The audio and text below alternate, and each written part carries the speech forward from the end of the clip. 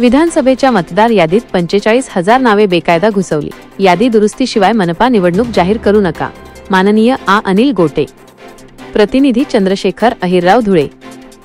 धुळे विधानसभा निवडणुकीतील 2024 मतदार यादीची छाननी केल्यावर तब्बल 45,000 मतदारांची नावे बेकायदेशीर मार्गाने समाविष्ट करण्यात आली असून 11,000 मतदारांनी मृत्यू पश्चात मतदान केल्याचा धक्कादायक प्रकार धुळ्यात उघडकीस आल्याचा गंभीर आरोप शिवसेनेचे उभाटा ज्येष्ठ नेते तथा माजी आमदार अनिल गोटे यांनी केला आहे।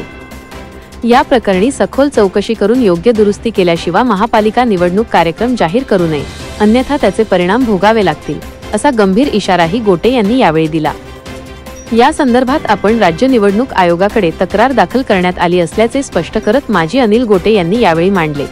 सर्वोच्च न्यायालयाच्या आदेशानुसार राज्यातील सर्व स्थानिक स्वराज्य संस्थांच्या निवडणुका पार पडणार आहेत। त्यानुसार धुळे महानगरपालिकेचीही निवडणूक प्रक्रिया लवकरच सुरू होणार आहे।